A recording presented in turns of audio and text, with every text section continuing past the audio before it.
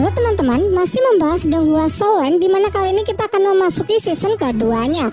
Selain melanjutkan kehidupan Tangsan di Akademi Sri Lanka, nanti juga akan banyak terungkap mengenai cerita kehidupan di masa lalunya. Serta akan diceritakan juga backstory dari Tang Hao, ayah dari Tangsan yang berselisih dengan organisasi besar bernama Balai Roh Pelindung.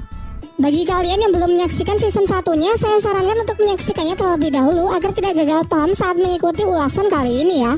Dan saya juga masih belum bosan untuk mengingatkan spoiler warning bagi kalian yang belum dan ingin menyaksikan series Donghuanya secara langsung. Baiklah, tanpa berlama-lama lagi, langsung saja kita mulai. Setelah Tangsan berhasil mengalahkan Meng Yiran, ia segera memulai proses kultivasi untuk mendapatkan cincin roh ketiganya, yang nampaknya proses tersebut sangatlah berat. Kita beralih ke tempat ayah Tangsan yang tengah flashback, mengenang masa lalu kelamnya dalam pertempuran melawan Balai Roh Pelindung. Diperlihatkan kala itu Tang Hao muda tengah berlari bersama Ah Yin, sang istri yang sedang menggendong seorang bayi yang tak lain adalah Tangsan kecil. Mereka berusaha melarikan diri dari kejaran orang-orang Balai Roh Pelindung yang masing-masing dari mereka bergelar Dauluo. Salah satunya adalah Mas Roh, pemilik kekuatan roh hantu berwujud bayangan hitam. Dengan susah payah Tang Hao melakukan perlawanan sekuat tenaga menggunakan senjata andalannya, yakni palu Houtian. Meskipun ia bertarung sembari melindungi sang istri dan Tangsan bayi, ia berhasil mendesak lawannya dengan hantaman palu Houtian yang mengakibatkan semburan magma. Namun muncul lagi master roh lain yang tak kalah kuat. Ia merupakan pengguna kekuatan roh pelindung bunga krisan yang menyerang menggunakan senjata-senjata roh yang tajam dan mematikan. Digempur dengan serangan-serangan dahsyat tersebut, Tang Hao masih bisa menahannya karena meskipun sama-sama bergelar dahulu, dua master roh tersebut bukanlah tandingannya.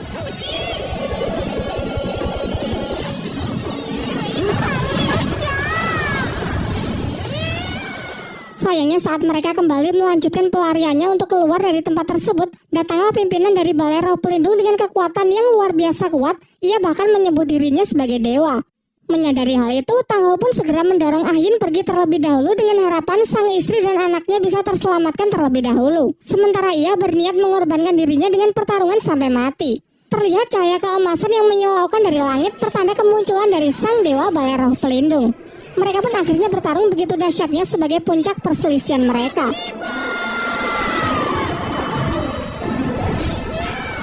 Diadulah kekuatan roh pelindung mereka masing-masing. Sebenarnya Tang Hao yang lebih unggul dari pimpinan Balai Roh Pelindung dalam duel 1 lawan 1 tersebut. Akan tetapi saat ingin menghabisinya, tiba-tiba dua anak buah yang bergelar Dauluo tadi menyatukan kekuatannya untuk menekan Tang Hao. Sehingga sekarang ialah yang kembali terdesak. Ketika Tang Hao sudah berada di ujung maut, Ah Yin tiba-tiba saja kembali untuk menolongnya. Sayangnya keadaan menjadi semakin buruk saat pasukan dari Balai Roh Pelindung pun juga semakin banyak berdatangan untuk mengepung mereka berdua.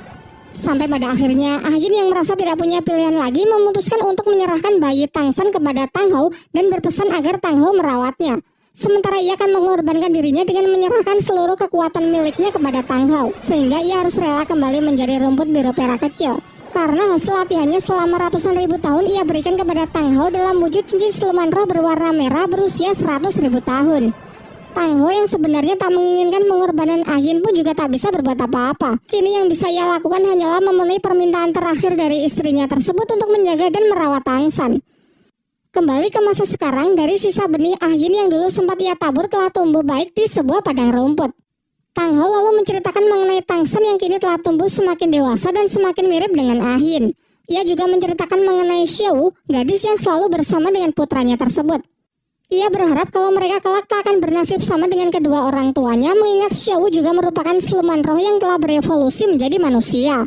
Kini karena Tangsan sudah memiliki banyak teman dan para guru yang sangat peduli terhadapnya, Tang Hao pun merasa lega dan tak perlu mencemaskannya lagi, sehingga sekarang ia bisa melakukan hal yang dari dulu sangat ingin ia lakukan, yaitu pergi ke Balai Roh Pelindung untuk menuntut balas. Setelah perpisahan tersebut, ia pun bergegas untuk memulai perjalanannya. Scene beralih ke hutan Sindu memperlihatkan pasangan naga Mengsu yang begitu mengagumi kehebatan para murid Akademi Sri Lanka, khususnya kepada Tangsan. Menurut Mengsu, Tangsan adalah anak yang jenius dengan bakat yang luar biasa sehingga ia memiliki keinginan untuk menjodohkannya dengan Meng Yiran.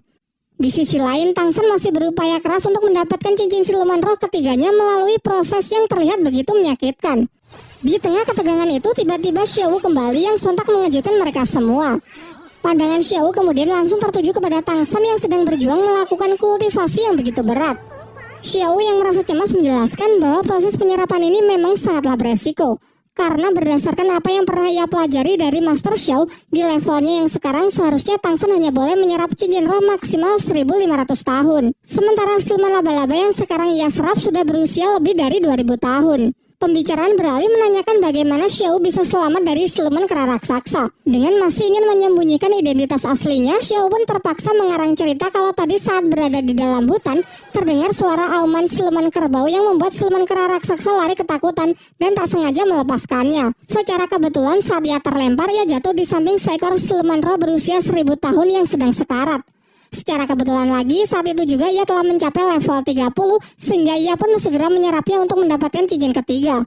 Tentu mendengar cerita Xiao yang penuh dengan kebetulan dan serasa tak masuk akal membuat semuanya sangat keheranan. Di waktu yang bersamaan, Master Xiao memenuhi undangan dari Flander untuk datang ke Akademi Sri Lanka. Di sini mereka tengah membicarakan mengenai perkembangan Tangsen serta hubungannya dengan Tang Hao. Master Xiao mengungkapkan bahwa sebenarnya Tangsen tak hanya punya satu roh pelindung, melainkan bocah itu juga mewarisi roh pelindung Palu Houtian milik Tang Hao. Sin kembali beralih memperlihatkan kondisi Tangsen yang semakin mengkhawatirkan. Proses kultivasi itu pun telah mencapai puncaknya. Akan tetapi karena efek dari siluman laba-laba yang terlalu kuat membuat Tangsen merasakan sakit yang luar biasa. Sampai tiba-tiba dari punggungnya keluar tulang roh yang menyerupai kaki dari siluman laba-laba yang ia serap. Tubuh Tangsen yang tak mampu mengendalikan kekuatan tersebut pun membuatnya terkurung dalam sebuah kepompong. Sementara itu, kesadaran Tangsen kembali memperlihatkan flashback dari kehidupan masa lalunya saat ia tengah berupaya menyusup ke perpustakaan paling rahasia di Sekte Tang untuk mempelajari sebuah teknik terlarang. Sembari berusaha memanjat tebing yang sangat curam, ia teringat dengan hari-hari yang ia jalani di Sekte Tang, di mana ia selalu diremehkan, ditindas, dan dipandang rendah oleh murid-murid lain karena mereka merasa memiliki derajat yang lebih tinggi sebagai murid dalam sekte ketimbang Tangsen yang hanyalah murid luar. Ia juga teringat saat mencoba meminta izin kepada salah seorang tetua untuk diperbolehkan masuk ke dalam perpustakaan rahasia karena ia ingin mempelajari teknik Tangmen, sebuah teknik tingkat tinggi dari Sekte Tang. Namun izinnya ditolak, tetua itu justru menegaskan bahwa perpustakaan yang dimaksud adalah perpustakaan paling sakral yang bahkan tak boleh dimasuki oleh murid dalam sekte sekalipun, apalagi Tangsen yang cuma murid dari luar. Dengan keahlian serta informasi yang telah Tangsen kumpulkan selama ini, ia berhasil menyusup ke dalam perpustakaan melewati para penjaga di sana.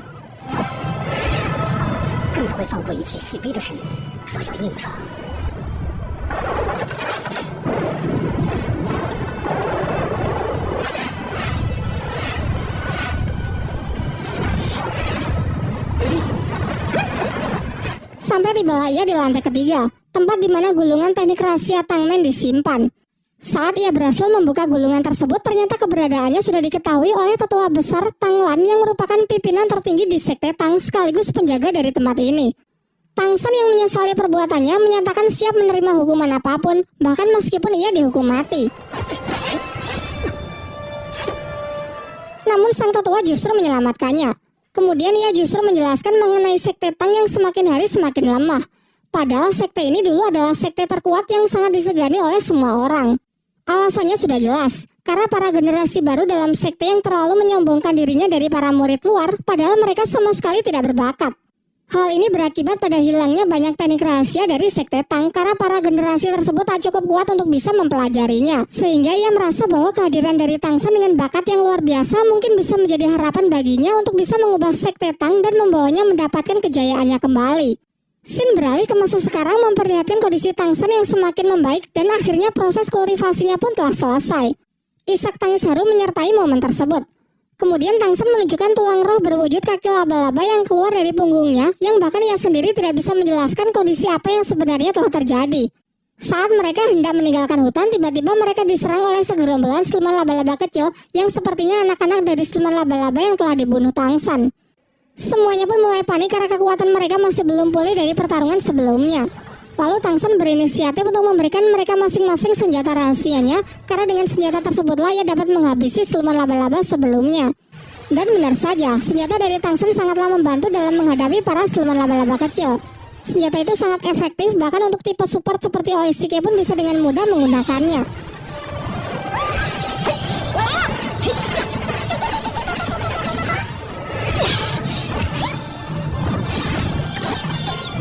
Saat Xiao terdesak dan hampir terkena serangan, dengan sigap Tangsen pun datang untuk melindunginya. Secara refleks ia mengeluarkan tulang roh di punggungnya untuk membunuh para siluman laba-laba yang ingin menyerang Xiao. Dan sisanya lari ketakutan melihat amukan dari Tangsan.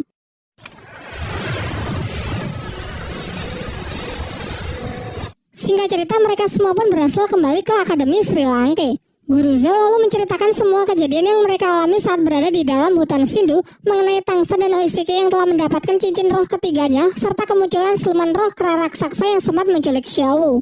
Guru Zhao juga mengatakan bahwa ia masih heran dengan cerita Xiao mengenai teriakan kerbau yang sanggup membuat takut siluman roh terkuat tersebut.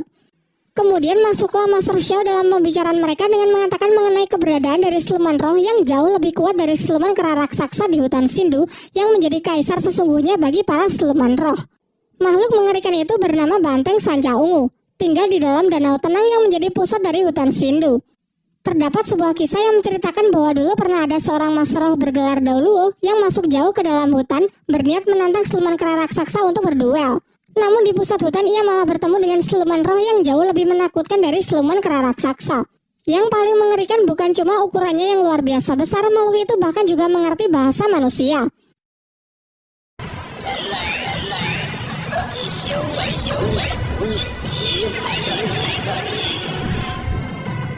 Pembicaraan kemudian beralih membahas mengenai Oishike yang telah mendapatkan cincin ketiga dari siluman ular terbang, serta Tangsan yang juga telah mendapatkan cincin roh ketiganya dari siluman laba-laba, meski anak itu masih belum bisa mengendalikannya. Pembicaraan itu pun ditutup dengan Master Xiao yang mengatakan kalau mungkin kelak kekuatan dari Tangsan akan bisa melampaui Tang Hao. Di sisi lain kita diperlihatkan Tangsan yang sedang memikirkan ingatan dari masa lalunya. Ia seakan bisa berkomunikasi dengan dirinya di masa lalu yang membuatnya bertekad untuk mulai membangun sekte Tang di dunia baru yang ia tinggali saat ini. Keesokan harinya, Flander mengumpulkan semua murid untuk memperkenalkan Master Xiao sebagai guru baru yang akan mengajar di Akademi Sri Lanka. Semuanya pun menyambutnya dengan gembira, khususnya Tangsan dan Xiao yang memang lebih dulu mengenalnya. Namun dalam acara tersebut tiba-tiba Tangsan berteriak agar semuanya segera menjauh. Dan benar saja, kekuatan dari tulang roh miliknya lepas kendali dan naasnya serangan tersebut mengenai lengan Mang Hojun.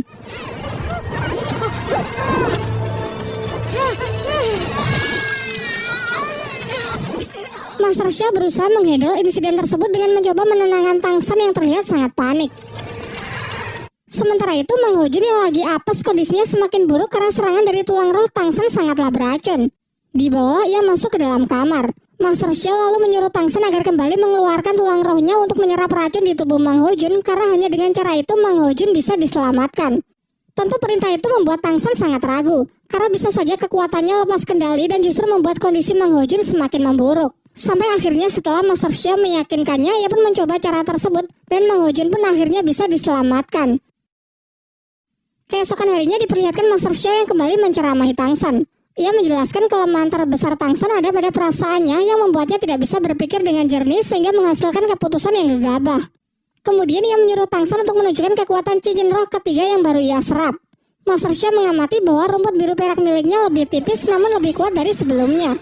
Terlebih lagi sekarang juga dilapisi racun yang sangat kuat. Mungkin fakta bahwa Tangsan memang telah bertindak sangat gegabah, tetapi nampaknya hal itu juga menghasilkan sesuatu yang luar biasa. Mengingat cincin dari siluman laba-laba memang sangat cocok untuk roh pelindung rumput biru perak. Kemudian Tangsan juga menunjukkan skill ketiganya yang membuat Master Xiao terkejut karena ia bisa mengeluarkan jaring laba-laba. Untuk mewujudkan keinginannya membangun sekte Tang di dunia barunya ini, ia mulai pergi ke kota untuk mencari sumber daya dan bahan-bahan yang diperlukan untuk membuat senjata rahasia. Tibalah ia di sebuah tempat yang dipenuhi para pandai besi yang tengah sibuk bekerja. Ia lalu mencari pandai besi terbaik di sana lalu menunjukkan rancangan senjata yang ia inginkan. Pandai besi yang melihatnya kebingungan karena ia tak pernah melihat rancangan senjata serumit itu. Kepala pandai besi mencoba mengorek informasi dari Tangsan dari mana ia mendapatkan rancangan senjata tersebut. Namun Tangsan menolak menceritakannya dan mempertegas bahwa ia hanya ingin senjatanya segera dibuat oleh pekerja dan dengan bahan yang terbaik. Singkatnya, Tangsan menyadari kalau kepala pandai besi itu juga merupakan seorang master roh. Mereka lalu sepakat untuk pergi ke ruangan atas untuk bicara empat mata. Dalam perjalanannya, ia mengamati para pandai besi yang bekerja di sana sangat terampil dan profesional. Ia juga bertemu dengan si kembar Tiling dan Tihu yang dulu pernah ia kalahkan di arena pertarungan roh. Sesampainya di ruangan, mereka mulai membicarakan mengenai kerjasama yang akan mereka sepakati. Kepala pandai besi kemudian meminta jaminan kepada Tangsan. Ia masih belum yakin kalau Tangsan adalah seorang master roh. Ia pun meminta Tangsan untuk menunjukkan ID card master roh miliknya. Setelah melihatnya, ia sangat terkejut karena di situ tercatat bahwa Tang San sudah berada di level 29, padahal roh pelindungnya hanya rumput biru perak. Tang San lalu menjelaskan bahwa apa yang tertulis di sana adalah perkembangannya setelah lulus dari akademi di kota Nauding. Sementara sekarang ia sudah mencapai level 31 dan baru memperoleh cincin ketiganya.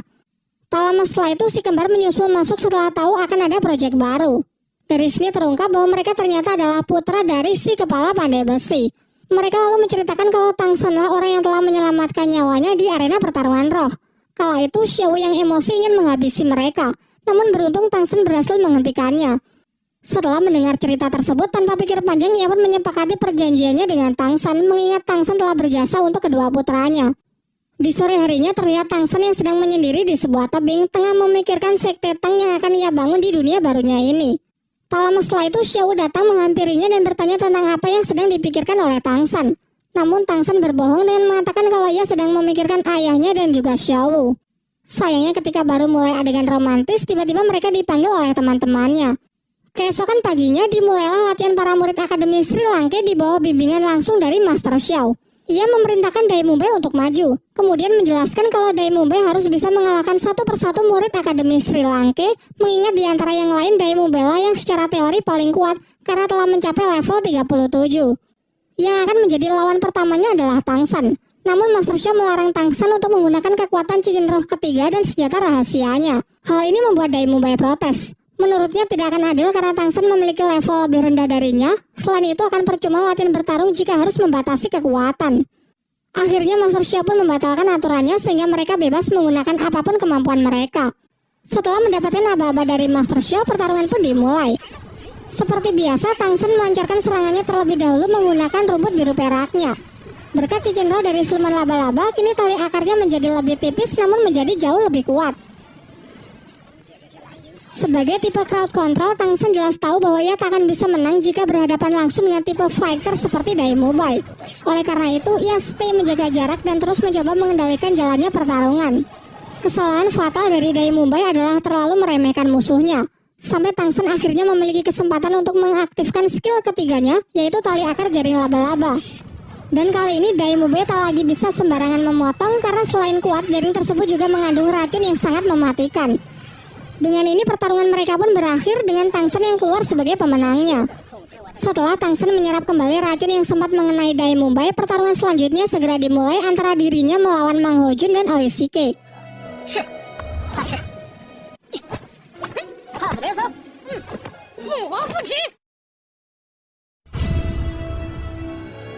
Serangan pertama Dai Mumbai masih menahan dirinya dengan hanya menggunakan 2 cincin rohnya saja.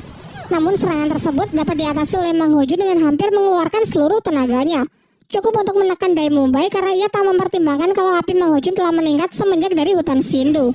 Serangan berikutnya barulah Mumbai menggunakan kekuatan cincin roh ketiganya yang secara teori tak akan bisa Mang Ho Jun atasi karena disinilah letak perbedaan kekuatan mereka. Namun lagi-lagi ia meremehkan lawannya.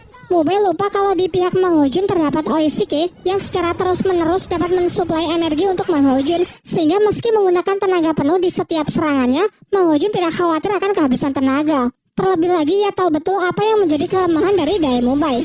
Mumbai adalah tipe petarung jarak dekat dan serangan gelombang jarak jauhnya hanya memiliki radius 10 meter saja, sehingga asalkan mereka bisa tetap menjaga jarak, kemungkinan menang mereka akan jauh lebih besar. Sekarang yang bisa dilakukan Dai Mumbai hanya bertahan sampai efek sosis terbang milik Oishike habis. Namun itu pun juga tak akan mudah karena Mang Ho Jun terus mendapatkan suplai energi dari Oishike, sehingga serangannya bisa ia spam secara terus-menerus dari udara tanpa khawatir akan kehabisan energi. Di waktu yang bersamaan, Master Xiao memerintahkan Tang San untuk sparring melawan Xiao Wu agar sama-sama menunjukkan skill ketiganya. Pertarungan mereka pun dimulai. Tang San pun cukup dibuat kewalahan di awal oleh Xiao Wu mengingat ia sudah lama tak berlatih bertarung dengannya. Ia kehilangan fokus setelah terkena serangan mata genit, skill kedua milik Xiao Wu. Ini menjadi kesempatan bagi Xiao Wu untuk segera mendaratkan serangan. Menanggapi hal itu, Tang San juga bertindak cepat untuk melindungi dirinya menggunakan skill ketiga jaring laba-laba. Namun penghalang itu dapat dengan mudah Xiao Wu terobos karena skill ketiganya ternyata adalah teleportasi. Ketika Xiao Wu sudah hampir menang, Tang San menggunakan jaring laba-labanya secara tiba-tiba yang membuat keduanya jatuh dengan posisi sama-sama terikat. Pada waktu itu juga Master Xiao segera menghentikan pertarungan dari para muridnya tersebut. Semuanya kemudian dikumpulkan untuk mendengarkan penjelasannya mengenai kesalahan-kesalahan yang mereka lakukan. Daimube sempat protes. Menurutnya pertarungan tersebut tidak adil karena dirinya yang sudah kehabisan energi saat melawan Tangsan harus berhadapan dengan Mang Hojun dan Oishige yang dalam kondisi prima. Namun Master Xiao mengingatkan bahwa di pertempuran yang sesungguhnya musuh tak akan menunggu sampai ia memulihkan dirinya. Setelah ia panjang lebar menjelaskan kesalahan mereka masing-masing, Master Xiao mengungkapkan kekecewaannya dari performa para murid pada latihan hari ini sehingga ia memutuskan untuk memberikan hukuman kepada mereka. Hukuman tersebut mengharuskan mereka untuk berlari memutari kota sebanyak 10 kali sambil membawa tas keranjang berisi batu tanpa ada yang boleh menggunakan kekuatan roh. Ia kemudian menegaskan bahwa mereka kini adalah sebuah tim, jadi sebelum semuanya selesai maka tak ada yang boleh makan. Kepala Akademi Flander sempat protes kepada Master Xiao karena menurutnya hukuman itu terlalu berat jika para murid dilarang menggunakan kekuatan roh pelindung mereka. Namun Master Xiao menjelaskan bahwa sebenarnya ini bukanlah latihan fisik, melainkan upayanya untuk melihat sudah sejauh mana hubungan baik antar murid sebagai sebuah tim yang solid. Di tengah-tengah hukuman, Tangsen mengajak Daimube untuk mengurangi beban teman-teman yang lain karena secara fisik mereka berdua yang paling kuat. Mengingat mereka kini adalah satu tim yang harus menguatkan satu sama lain. Lumayan cukup jauh berjalan, mereka bertemu dengan 3 murid Akademi Changhui yang dulu pernah berselisih dengan mereka. Di sini para murid Akademi Changhui tersebut ingin balas dendam atas perbuatan mereka dulu. Dihajarlah Mang Hojun yang sudah tak berdaya karena sudah sangat kelelahan. Menyaksikan hal itu, Tangsen pun langsung bertindak dan dengan mudah bisa menghajar mereka semua.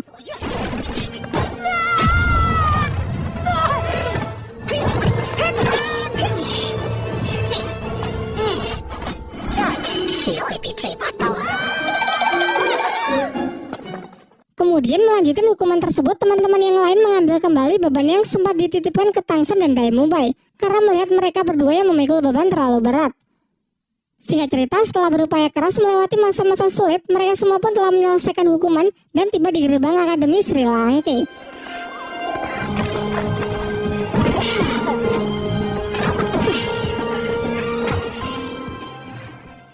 Malam harinya mereka semua pun beristirahat. Hari demi hari mereka jalani berlatih di bawah bimbingan dari Master Xiao sampai tak terasa 3 bulan pun telah berlalu. Pada suatu pagi, Tangsen melihat sebuah kotak di kamarnya yang ternyata berisi senjata rahasia yang dulu pernah ia pesan dari bos pandai besi. Terlihat ia sangat puas dan mengagumi senjata tersebut karena dibuat begitu sempurna hanya dalam waktu 3 bulan. Ia lalu mulai berpikir untuk memperbanyak benda tersebut untuk ia bagikan ke semuanya. Namun tak lama setelah itu ia dikejutkan dengan kedatangan Mang Hojun yang terlihat babak belur. Mang Hojun lalu menceritakan semua kejadiannya.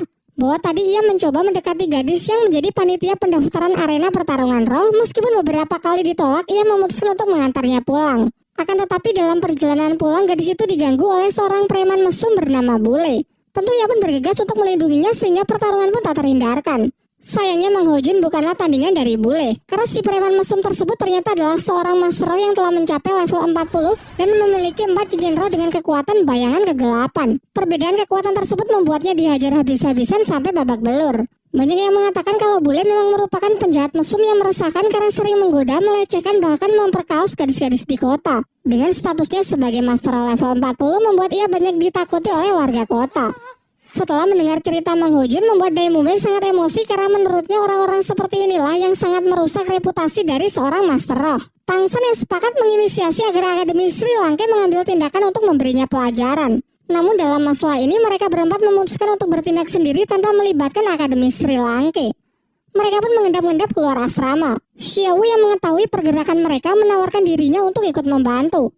Meski awalnya ditolak karena kasus ini dinilai sangat berbahaya, ia tetap memaksa ikut setelah meyakinkan Tangsen bahwa ia ingin mewakili para gadis untuk memberi pelajaran preman mesum. Berangkatlah mereka berlima ke kota untuk mencari Bule. Dalam perjalanan, Mang Hojun menjelaskan mengenai ciri-ciri Bule. Seorang pria tinggi, pakaiannya dominan hitam, serta memiliki kekuatan roh pelindung berwujud 2 cakar bayangan dan sayap di punggungnya. Lalu mereka pun memulai pencarian. Sayangnya setelah cukup lama mencari, mereka sama sekali tak menemukan jejaknya. Oleh karena itu, Xiao mengusulkan sebuah ide untuk menjadikan dirinya sebagai umpan guna memancing Bule supaya keluar, mengingat orang itu sangat mesum dan menyukai gadis-gadis cantik. Rencana tersebut pun mereka jalankan. Xiao berpura-pura berjalan sendiri sementara keempat temannya mengawasi dari jauh. Dan benar saja, tak lama setelah itu Bule muncul dan berniat untuk menangkap Xiao. Sejauh ini Xiao masih memerankan dirinya sebagai gadis polos untuk melihat tindakan dari Bule. Ia lalu mencoba memancing Bule agar mengantarnya ke toko permen di dekat sini. Tentu dengan senang hati Bule pun bersedia menemaninya. Namun ia justru mengarahkan Xiao ke tempat gelap dan sepi untuk bisa melancarkan aksi mesumnya. Ketika melihat gerak-gerik bule yang mulai macam-macam, dari sinilah Xiao mulai bertindak untuk memberinya pelajaran.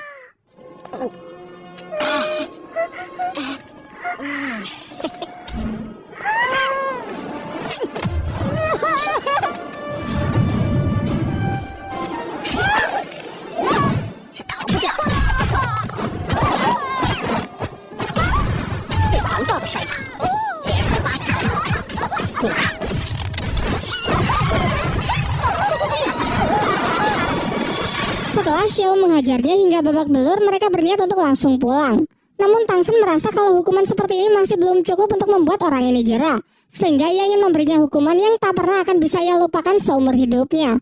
Sementara itu, diperlihatkan Kepala Akademi Flounder bersama Master Xiao tengah membicarakan masalah keuangan akademi yang semakin menipis. Hal ini karena metode pengajaran dari Master Xiao selama 3 bulan terakhir ini sangat intens serta terlalu boros dalam memberikan fasilitas kepada para murid sehingga membuat anggaran biaya benar-benar membengkak.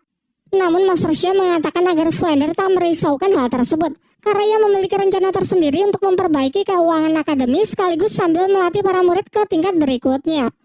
Keesokan paginya saat bule membuka mata, ia mendapati dirinya sedang terikat di atas sebuah tiang dan menjadi tontonan banyak orang. Terlebih lagi posisinya berada di dekat pusat pemerintahan kota sehingga di sana juga banyak prajurit istana yang berseliweran. Tak lama setelah itu, dua temannya yang bernama Ekao dan Tiania datang mencarinya dan bergegas menolongnya saat tahu temannya tersebut sedang terikat dan menjadi bahan tontonan warga kota. Setelah berhasil terlepas, bule membaca tulisan yang ditempelkan Tang Shen di tubuhnya yang di situ tertulis semua pengakuan kejahatan yang selama ini ia lakukan dan berjanji untuk tidak mengulanginya lagi. Bukannya menyadari kesalahannya, hal ini justru membuatnya semakin emosi dan bertekad bahwa ia pasti akan membalas dendam.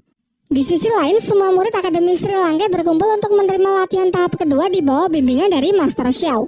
Master Xiao kemudian menjelaskan bahwa arena pertarungan roh akan menjadi tempat latihan mereka selanjutnya, mengingat mereka juga sudah cukup berpengalaman bertarung di sana. Ia menjelaskan bahwa kali ini tak akan ada batasan waktu. Latihan akan dinyatakan selesai setelah masing-masing dari mereka mendapatkan lencana perak. Tidak hanya mengikuti pertarungan 1 lawan 1, melainkan mereka juga harus berpartisipasi dalam pertarungan tim sebagai tim Akademi Sri Lanka. Sebelum berangkat, Master Xiao menyampaikan beberapa aturan yang harus mereka patuhi saat mengikuti pertarungan. Yang pertama, mereka harus menggunakan nama samaran dan tidak diperbolehkan untuk memperlihatkan wajah asli kepada musuh, sehingga mereka harus mengenakan topeng pada setiap pertarungan. Sementara peraturan kedua, dalam pertarungan mereka dilarang menggunakan senjata rahasia. Dan terakhir, mereka diwajibkan mengikuti 2 pertarungan per hari, tidak peduli kalah maupun menang. Sesampainya di kota, mereka mulai mendiskusikan rencana untuk bersiap menghadapi pertarungan. Master Xiao menyarankan agar para tipe support membentuk tim 2 orang agar memudahkan mereka memperoleh lencana perak. Oishike memilih berpasangan dengan Dai Mubai, sementara Ning Rongrong sebenarnya ingin dipasangkan dengan Mang Hojun, namun ia lebih memilih berpasangan dengan Su Ying. Setelah itu, Master Xiao mendistribusikan topeng untuk para murid agar mereka kenakan untuk menyembunyikan identitas mereka di atas arena. Dalam pertarungan tim, mereka akan menggunakan nama 7 monster Sri Lanka. Namun dalam pertarungan 1 lawan 1 dan 2 lawan 2, masing-masing dari mereka akan ia beri nama samaran. Dai Mubai menggunakan nama samaran Harimau Putih, Oishike sebagai Paman Sosis, Mang Hojun sebagai Phoenix Api, Tang Shen sebagai Dewa Asura, Xiao sebagai Kelinci Iblis, Su Ying sebagai Musang Neraka, dan Ning Roro sebagai Dewi Pagoda.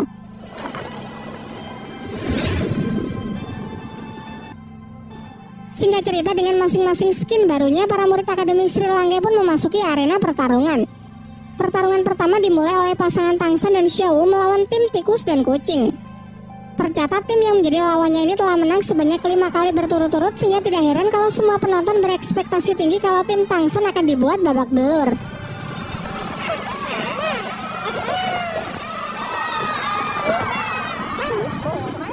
Mengandalkan lemparan dari rekannya, kucing menyerang dengan kecepatan tinggi. Tang Shen dengan mudah menghindarinya, sementara Xiao bertugas menyerang musuh yang lain. Giliran Tang Shen menggunakan tali akarnya, ia bisa mengikat monster roh kucing untuk mengatasi kecepatannya. Akan tetapi rekan tikusnya bergegas datang dan langsung memotong tali tersebut. Merasa tidak punya pilihan lagi, tim kucing dan tikus menggunakan jurus andalan mereka, yakni jurus kombinasi tornado darah.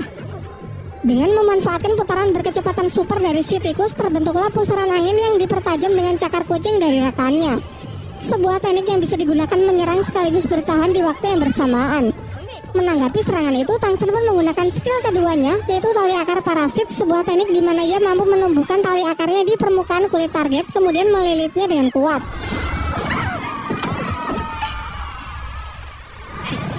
Dengan ini pertarungan pun berakhir dengan kemenangan dari pihak Tangsan dan Xiaowu.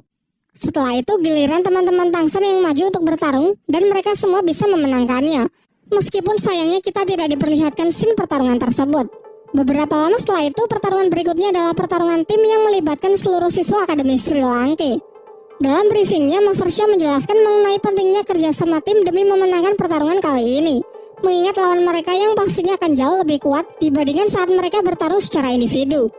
Walaupun Dai Mubai adalah ketua kelas, namun ia mengakui kehebatan Tangsan dalam menyusun strategi sehingga ia menyerahkan pengaturan formasi kepadanya. Tangsan lalu menjelaskan bahwa Dai Mubai, Su Ying, dan Xiao akan menjadi penyerang di garis depan. Ia akan berada di tengah sebagai pendukung, tepat di belakangnya adalah dua support Oishike dan Ning Rongrong, sementara di garis paling belakang akan diisi oleh Mang Ho Jun yang mempunyai tugas utama untuk melindungi para support tersebut. Singkat cerita, setelah melakukan prepare, mereka pun naik ke arena pertarungan, dan kali ini yang akan menjadi lawan mereka bernama tim petarung Badak Gila. Sebelum pertarungan dimulai, kita diperlihatkan scene flashback saat tim Sri Lanka tengah bersiap-siap naik ke arena setelah seorang tim petarung gila menghampiri mereka. Di sini orang itu bertindak kurang sopan dengan mencoba menggoda Su Ying. Melihat itu, Dai Mubai yang tak terima ingin menantangnya untuk berduel. Untung saja ketika suasana semakin memanas, datang seorang panitia yang melerai kedua belah pihak. Ia mengancam kalau mereka membuat keributan maka mereka akan didiskualifikasi. Sebelum pergi, panitia itu mengatakan kepada para murid Sri Lanka bahwa yang akan menjadi lawan mereka merupakan pemegang rekor tak terkalahkan semenjak datang ke tempat ini. Selain itu, mereka juga terkenal sangat kejam. Yang menjadi lawan mereka selama ini kalau tidak mati pasti akan terluka sangat parah. Oleh karena itu, ia menyarankan jika tim Sri Lanka sudah terdesak, akan jauh lebih baik jika segera menyerah. Namun peringatan itu tentu sama sekali tak menurunkan tekad Dai Mubai dan para siswa Akademi Sri Lanka lainnya. Kembali ke masa sekarang, kini kedua tim sudah berada di dalam arena dan siap untuk memulai bentrokan pertarungan tim 7 lawan 7. Kemudian mereka pun menunjukkan kekuatan roh pelindung mereka masing-masing. Tangsan menugaskan Dai Mubai untuk Baiwan melawan ketua tim yang memiliki kekuatan roh pelindung badak hutan.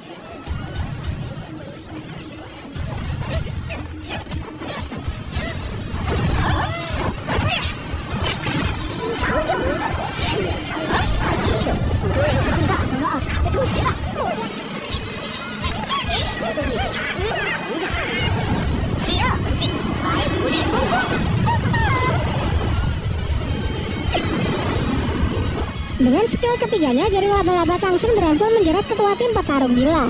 Dan sejauh ini pihak Tangsan lah yang sangat mendominasi pertarungan tersebut.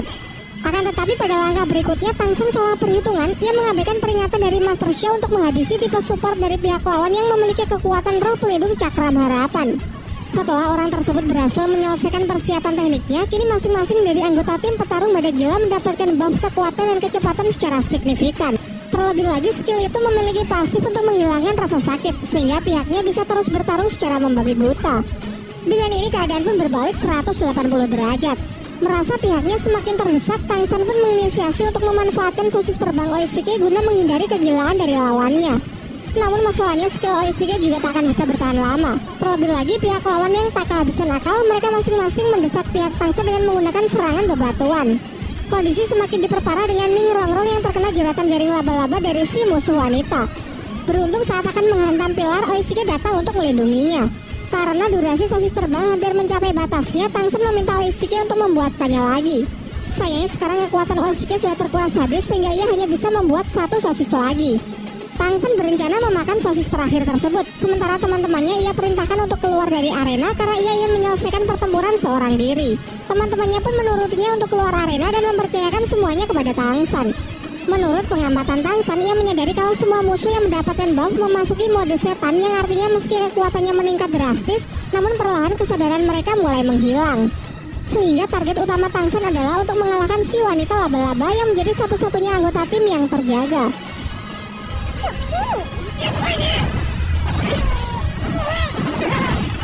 Lawannya yang sudah sangat percaya diri akhirnya melakukan kesalahan dengan menjerat Tangsan menggunakan jaring laba-labanya. Tanpa terduga-duga, Tangsan justru menyerap kekuatan tersebut dan menarik lawannya ke arahnya. Diikuti dengan kekuatan rumput biru peraknya yang menangkap satu persatu musuhnya lalu melemparkannya keluar arena, sehingga dengan ini tim Akademi Sri Lanka yang dinyatakan sebagai pemenangnya.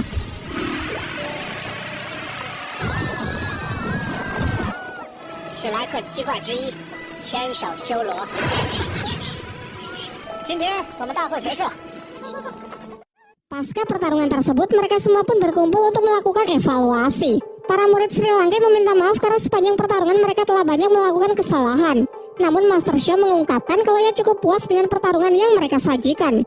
Pasalnya dari awal saja tim Sri Lanka bisa dengan lancar menguasai jalannya pertarungan meski lawan mereka rata-rata berada di level lebih dari 35. Ia juga menegaskan mengenai keputusan tim untuk hanya menyisakan Tangsen berduel seorang diri di puncak pertarungan adalah keputusan yang tepat. Mengingat saling percaya juga merupakan salah satu bentuk dari sebuah kerjasama tim. Waktu pun terus berlalu. Setiap hari para murid Akademi Sri Lanka menghabiskan waktu latihan mereka untuk bertarung di atas arena pertarungan roh. Mereka pun juga selalu menang dalam setiap pertempuran yang membuat nama mereka semakin naik.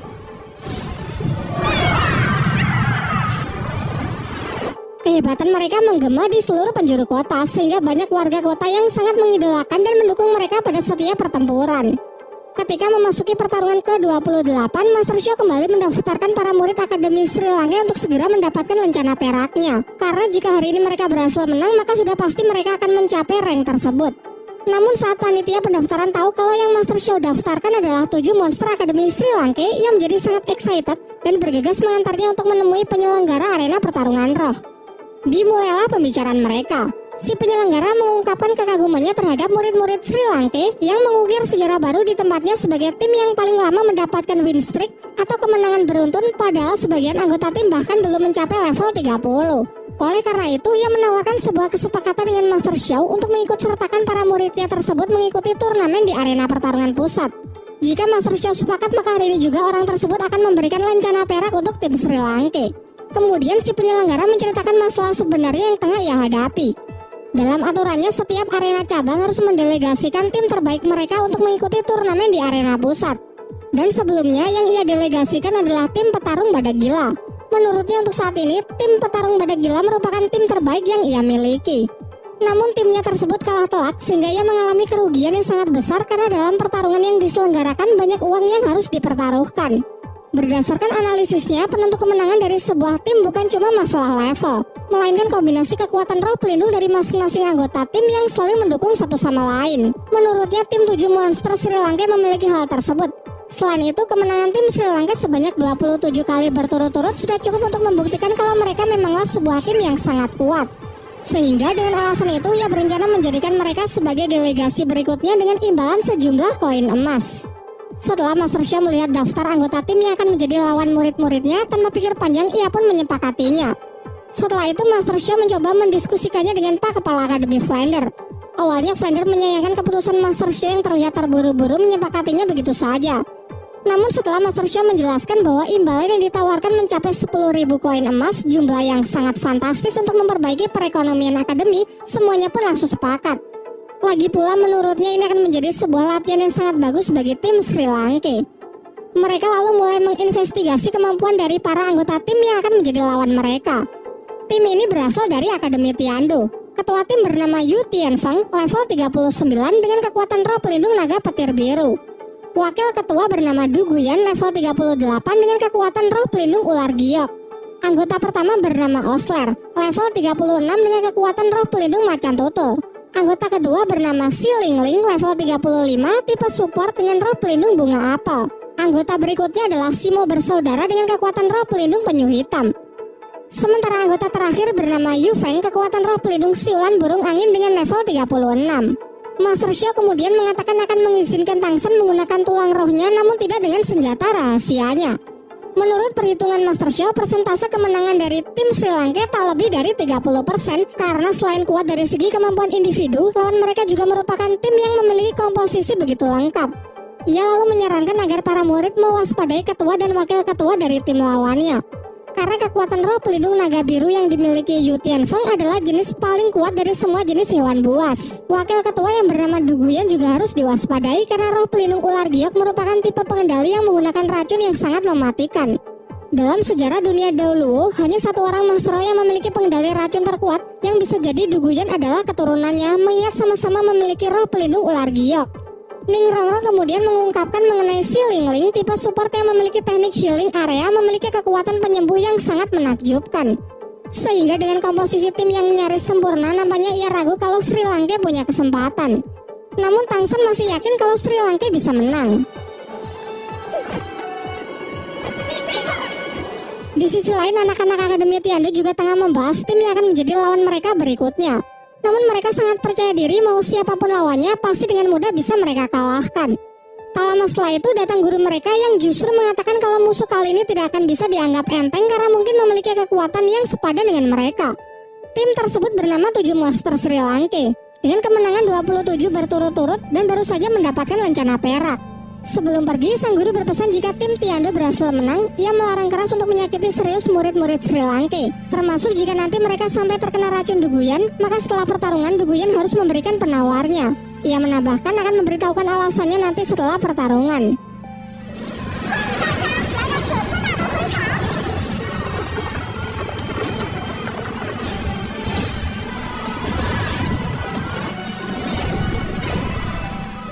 Singkat cerita, kedua tim berjalan memasuki arena yang begitu megah dengan kapasitas 20.000 penonton. Tidak heran mengingat pagelaran ini merupakan yang terbesar di kota.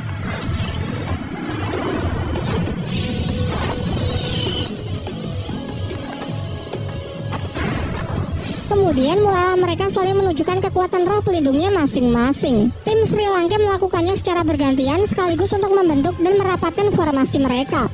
Begitu pula dengan tim Akademi Tiandu. Tentu yang menjadi sorotan utama adalah sang ketua yang bernama Yu Tianfeng, pemilik kekuatan roh pelindung istimewa, yakni naga petir biru. Seperti yang sudah dijelaskan sebelumnya, tim ini memiliki komposisi yang sangat lengkap. Mereka punya serangan terkuat, pergerakan tercepat, pertahanan sempurna, serta tipe support terbaik.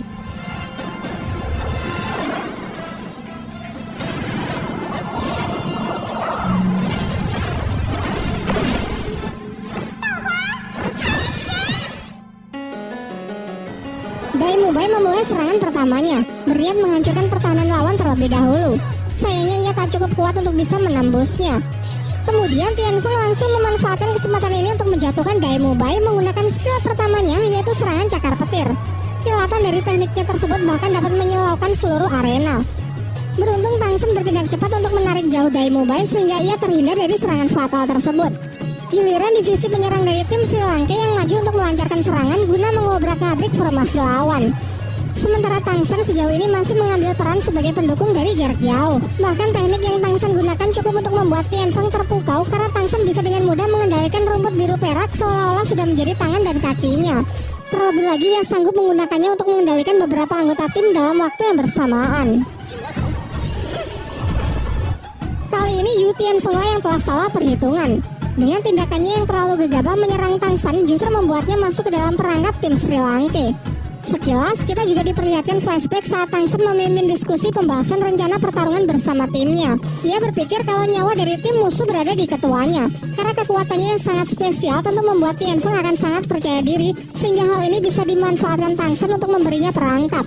Di luar arena, Master Xia juga sangat mengagumi keahlian Tangsen dalam menyusun strategi, menjadikan Daimubai sebagai umpan, kemudian menggunakan rumput biru peraknya untuk menyelamatkannya. Namun tujuan sebenarnya adalah untuk menarik perhatian Tianfeng agar menyerang Tangsen dan memasukkannya dalam jebakan. Dengan ini sedari awal pihak Sri Lanka yang menguasai jalannya pertarungan. Di dalam jebakan tersebut, tim Sri Lanka terus menggempurnya dengan serangan Phoenix dari Mang Hojun. Sedangkan Tangsen berusaha mencari kesempatan untuk mengikatnya. Sementara anggota tim Tiandu yang lain hanya bisa membantu doa karena terhalang dinding api yang dibuat oleh Mang Hojun.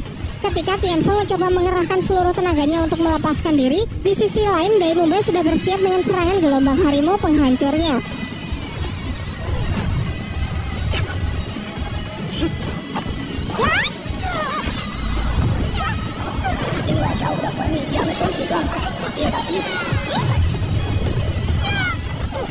Menyaksikan Tianfeng terluka parah, wakil ketua Duguyan sangat emosi sehingga ia ingin mengakhiri pertempuran dengan serangan racun dari teknik ular giok.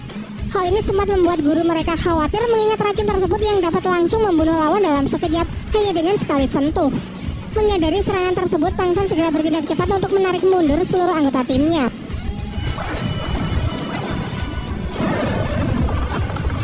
Terlihat ia masih cukup tenang untuk membaca situasi. Semuanya pun dibuat sangat tercengang kalau Tangsen memiliki cara untuk mengatasi racun ular giok milik Duguyan dengan penetral racun yang telah ia persiapkan. Tentu pengetahuannya yang sangat luas mengenai dunia racun ia dapatkan dari ingatan ketika dulu masih berada di sekte Tang. Semuanya dibuat sangat terkejut, karena selama ini tak pernah terpikir sedikit pun untuk bisa menangkal racun dari ular giok yang terkenal begitu kuat. Dari belakang tim Tiando masih tersisa Ling Ling, ialah tipe support dengan teknik lautan 9 hati yang dapat melakukan healing area untuk menyembuhkan para anggota timnya. Jika teknik ini berjalan lancar, maka tim Tiando sangat mungkin untuk bisa membalikan keadaan. Kini pertarungan antar kedua tim yang sesungguhnya baru saja dimulai. Terjadilah bentrokan antar ketua tim. Meski luka Tianfeng telah disembuhkan, namun energi rohnya masih belum sepenuhnya pulih. Sementara Suying masih beradu kecepatan dengan salah seorang anggota tim lawan yang bernama Osler, pemilik kekuatan roh pelindung macan tutul. Sama halnya dengan Mang Hojun yang tengah Baiwan melawan anggota tim yang setipe. Namun tim Sri Lanka kurang diuntungkan karena terdapat perbedaan level dan jumlah cincin. Di sisi lain, Xiao dan Tang San tengah menghadapi Simo bersaudara pemilik pertahanan cangkang kura-kura. Walaupun mereka ini spesialis pertahanan, mereka juga bisa memanfaatkan kekuatan cangkangnya untuk menyerang meski di waktu yang bersamaan membuat pertahanannya menjadi menurun. Hal itu kemudian dimanfaatkan Xiao untuk melancarkan serangan. Namun sayangnya kali ini Tang San salah perhitungan. Cangkang-cangkang itu dapat dikendalikan dari jarak jauh untuk memotong tali akar Tang San agar pengguna rumput biru perak tersebut tak bisa lagi menarik Xiao. Kini Xiao pun masuk ke dalam perangkap. Teleportasinya pun juga tak akan berguna karena memiliki batasan jarak yang pendek.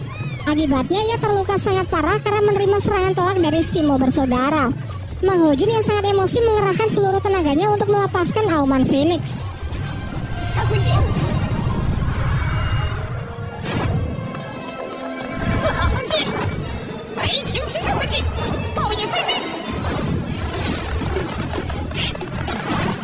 Begitu pula Suying dan Daimu Bai menggunakan teknik gabungan roh harimau putih neraka. Teknik tersebut sangatlah kuat yang dapat menggetarkan seluruh arena sekaligus memukul mundur tim Akademi Tiando.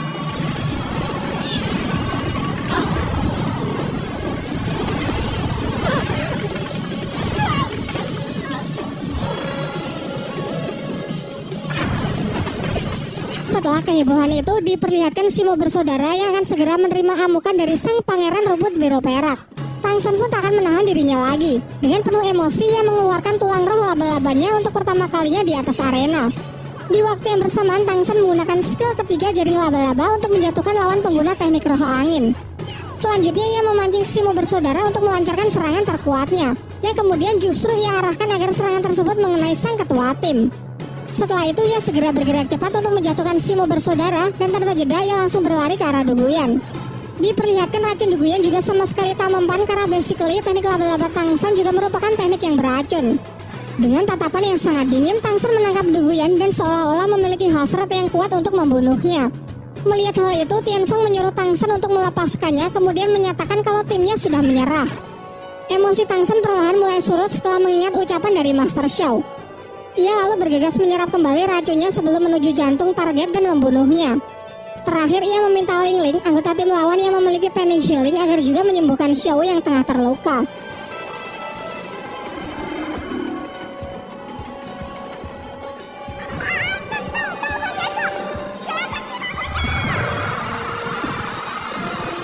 Dengan ini pertarungan pun berakhir dengan kemenangan tim 7 monster Sri Lanka.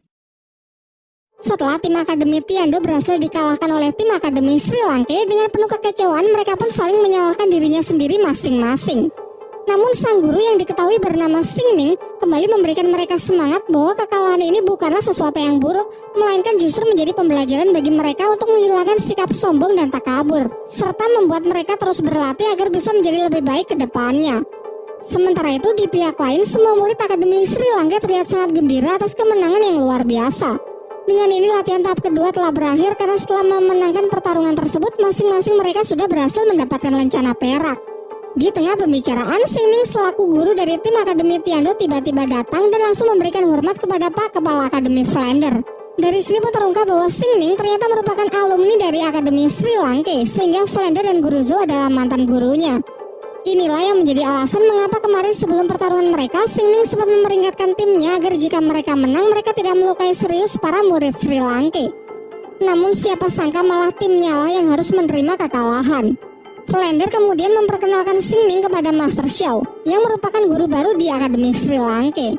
Akan tetapi ketika Xingming hendak memberikan hormat kepada Master Xiao sebagai guru baru Sri Lanka, Master Xiao justru menolaknya.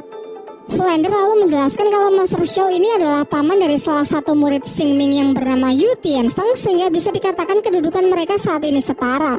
Namun terlihat Master Xiao yang merasa sangat tidak nyaman saat Flander membahas hubungannya dengan klan naga tiran petir biru. Master Xiao justru mempertegas bahwa ia dan klan tersebut sudah tidak memiliki hubungan apapun. Selang waktu berjalan, para murid Sri Lanka diperintahkan untuk mengambil hadiah yang sudah dijanjikan penyelenggara pertarungan sebelumnya, sekaligus menukarkan poin mereka untuk mendapatkan lencana perak sebagai tanda kelulusan dari latihan tahap kedua. Setelah poin dihitung, ternyata Tangsen memperoleh poin tertinggi, yaitu di kisaran 5 ribuan. Sementara yang lain rata-rata hanya sekitar 2 ribuan. Hal ini karena selain pertarungan tim dan pertarungan 1 lawan 1, ia juga mengikuti pertarungan 2 lawan 2. Dengan poin sebanyak itu, bisa dikatakan Tangsen merupakan top global dalam pertarungan arena Ro di seluruh dataran Daoluo. Mereka lalu menerima lencana mereka masing-masing, dan hanya Tangsen lah yang satu-satunya memperoleh lencana emas, sedangkan teman-teman yang lain baru mendapatkan lencana perak. Sementara itu, kita diperlihatkan tim Akademi Tiando yang sempoyongan beranjak kembali ke penginapan. Tiba-tiba di tengah perjalanan mereka dihadang oleh Master Xiao yang mengatakan ingin mengajak Yu Tianfeng bicara empat mata, sehingga Yu Tianfeng menyuruh teman-temannya untuk pergi terlebih dahulu.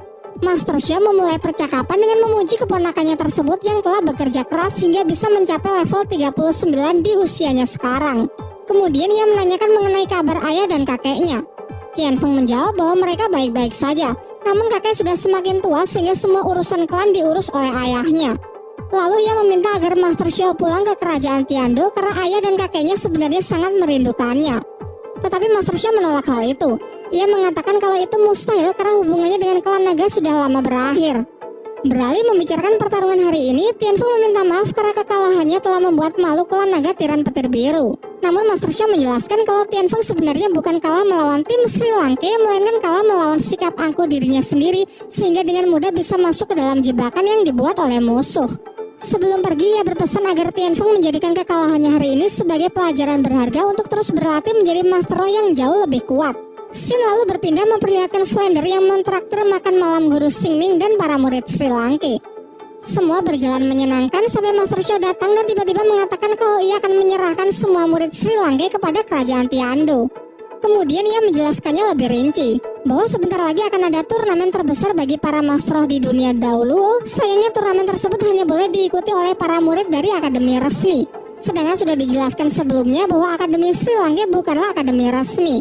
Sehingga menurutnya akan jauh lebih baik jika para murid Sri Lanka bisa mengikuti turnamen tersebut di bawah naungan Akademi Tiando, mengingat Akademi Tiando memiliki 2 kuota untuk bisa berpartisipasi. Hal ini dirasa akan cukup menguntungkan kedua belah pihak karena para murid Sri Lanka akan punya kesempatan untuk mengembangkan potensi mereka, sementara kerajaan Tiando juga akan diuntungkan dengan nama baik yang akan dibawa oleh para murid Sri Lanka.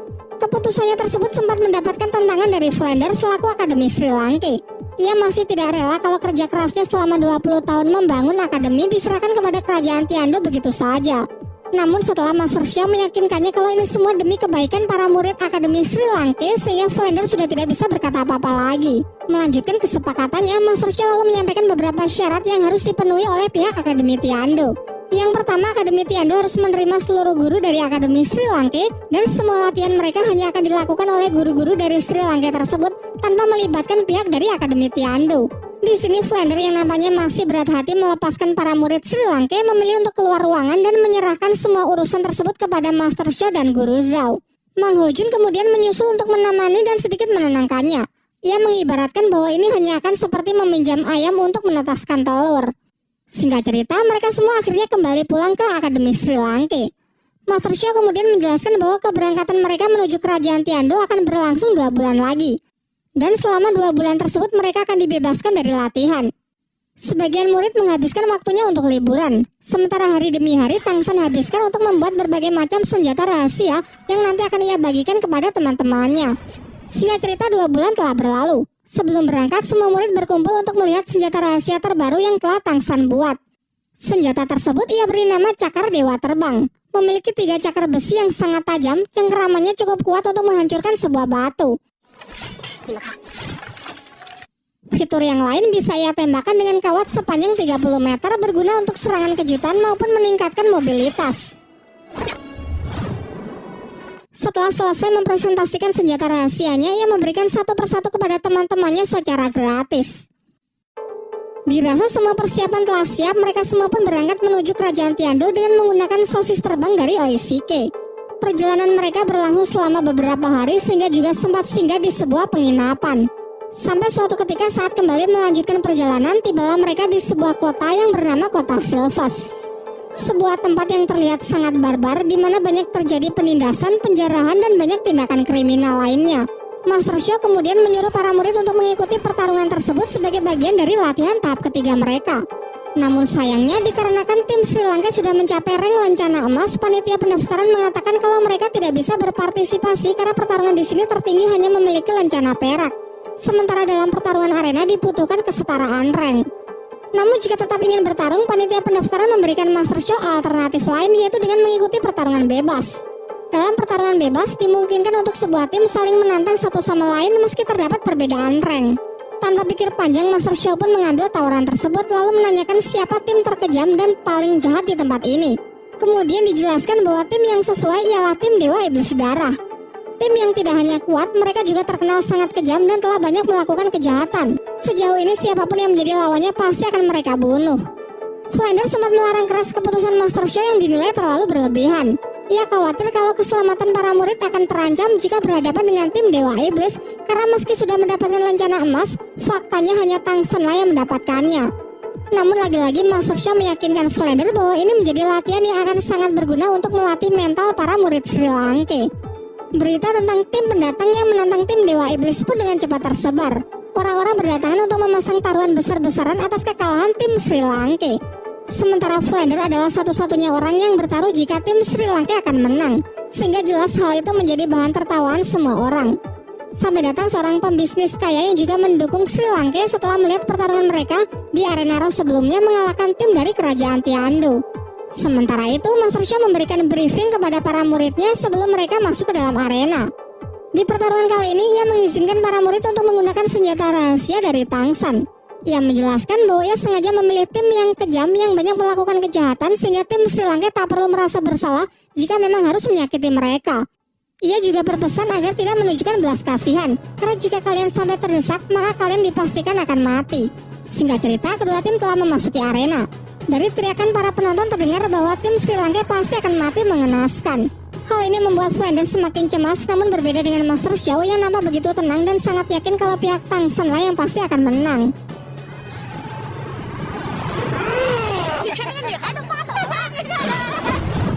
Setelah mendengar aba-aba dari wasit, seluruh anggota tim Dewa Iblis pun serentak maju untuk menyerang tim Sri Lanka. Sementara tim Sri Lanka sudah bersiap dengan senjata rahasianya masing-masing.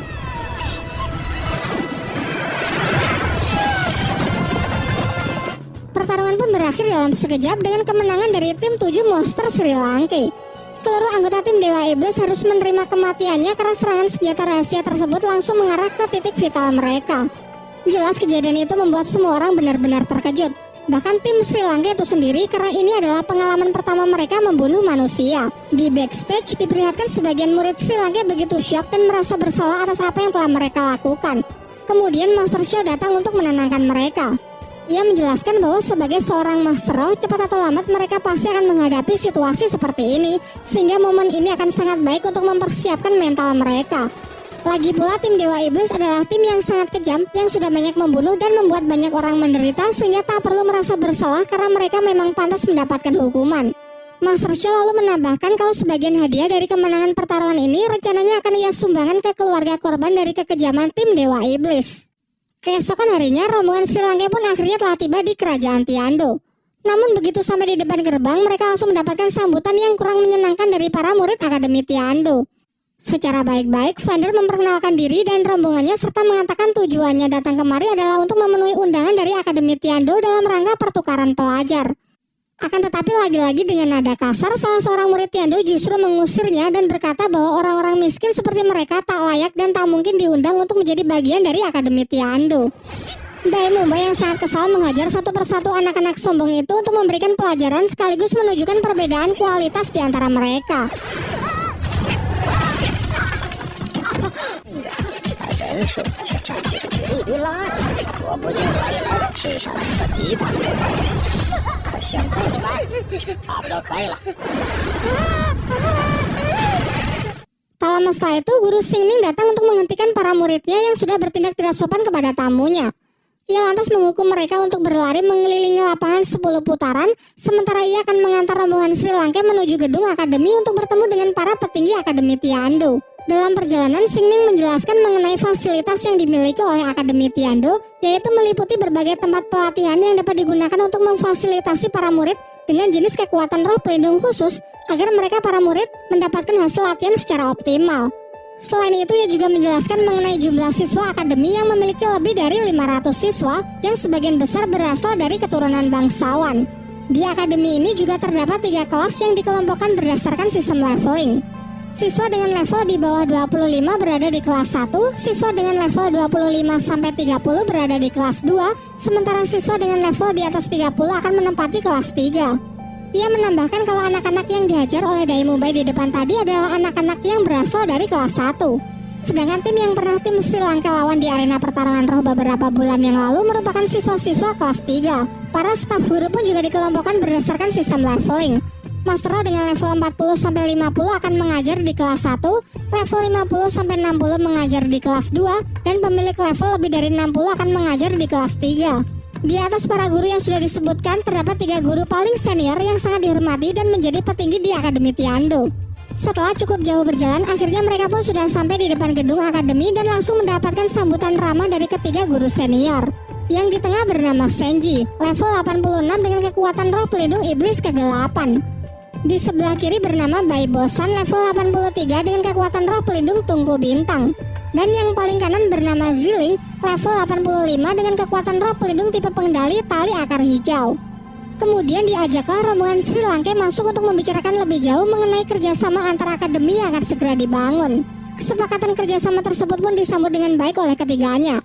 Guru besar Senji pun mengungkapkan kekagumannya mengenai tim Akademi Sri Lanka yang mampu mengalahkan tim terbaik mereka. Ia memuji para murid yang menurutnya memiliki bakat yang sangat luar biasa. Ziling kemudian akan bicara mengenai informasi yang ia dapat dari Xingming mengenai seorang murid tipe pengendali dari Akademi Sri Lanka yang menjadi kunci kemenangan mereka.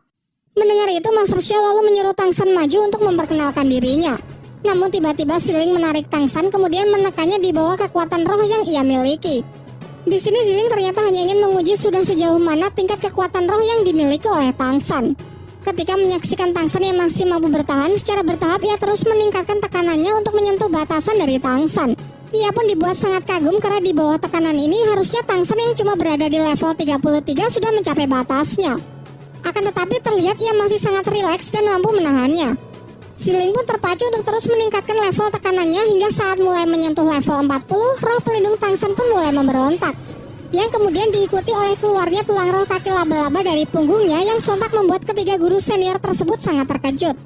Setelah pengujian itu, Master Xiao kemudian justru berterima kasih kepada Ziling. Karena di bawah tekanannya yang begitu kuat membuat tulang roh di tubuh Tangsan kini bisa semakin menyatu dengan sempurna. Di dalam hati Tangsan menambahkan bahwa tidak hanya tulang rohnya, namun berdasarkan apa yang telah ia pelajari di Sekte Tang, tekanan tersebut juga mengakibatkan terbukanya ke-8 titik kekuatan di tubuhnya. Setelah menyaksikan hal itu, pihak Sri Lanka pun kembali mendapatkan banjir pujian. Senji mengatakan kalau ia akan memberikan fasilitas yang terbaik untuk mendukung kerjasama yang akan segera mereka jalankan. Namun di tengah pembicaraan, tiba-tiba datanglah seorang anggota bangsawan kerajaan Tiando lengkap dengan pasukan pribadinya yang langsung mengepung seisi ruangan. Ternyata keributan rombongan Sri Lanka di depan gerbang beberapa waktu yang lalu berbuntut panjang karena salah seorang murid yang dihajar oleh Dai Mubai merupakan pangeran keempat sekaligus keponakan dari anggota bangsawan tersebut.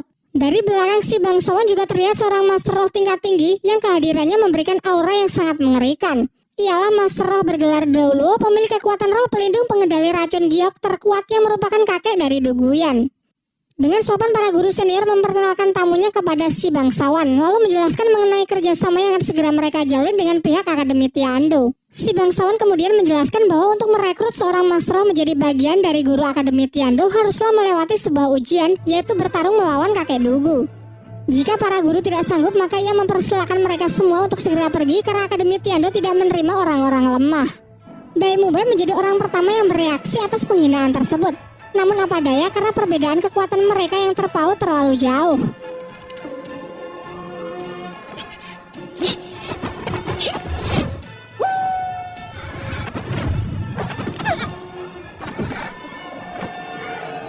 Sudah jelas tak ada satupun orang dari pihak Sri Lanka yang mampu melawannya. Ujian ini adalah bullshit karena si bangsawan sebenarnya hanya ingin mencari-cari alasan untuk mengusir mereka. Tentu hal ini juga membuat ketiga guru senior marah dan tidak terima. Karena meskipun seluruh pendanaan akademi diperoleh dari kerajaan, semua keputusan akademi harusnya tetap tidak bisa diintervensi oleh pihak manapun. Terlebih lagi menghina tamu mereka berarti juga menghina Akademi Tiando. Oleh karena itu, ketiganya pun serentak menyatakan akan bersedia mewakili Sri Lanka untuk melawan kakek Dugu.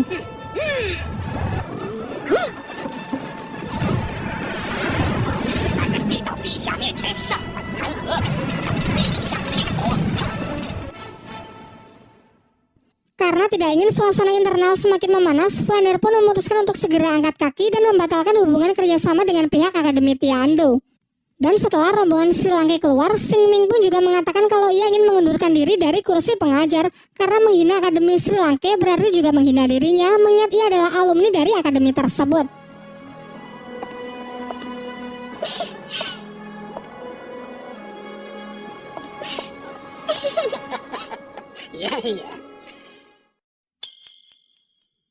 Singkat cerita, rombongan Sri Lanka pun dengan penuh kekecewaan berniat pulang ke akademinya. Di perjalanan, Daimube mengusulkan ide untuk mengembangkan Akademi Sri Lanka menjadi jauh lebih besar. Semua murid pun mendukung ide tersebut, termasuk Sing Ming yang bersedia mengabdikan dirinya.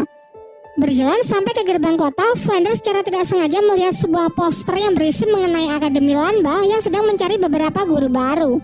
Sing Ming lalu menjelaskan bahwa Akademi Lanba merupakan akademi kecil di kota Tiando. Uniknya, akademi ini memiliki aturan khusus yaitu tidak menerima keturunan bangsawan dan hanya menerima rakyat biasa. Singkat cerita, setelah dilakukan pengujian terhadap kelayakan beberapa calon pendaftar guru dari Akademi Sri Lanka, lalu mereka pun diantar ke kantor kepala akademi untuk menyelesaikan urusan administrasi. Sangat mengejutkan karena di sana terdengar suara yang tidak asing bagi Flander dan Master Xiao. Dan benar saja, seorang wanita pemilik Akademi Lanba bernama Liu Erlong yang ternyata adalah kawan lama dari Flander dan Master Xiao di masa mudanya. Dulu mereka tergabung dalam trio segitiga emas, tim yang cukup terkenal di dunia dahulu pada masanya.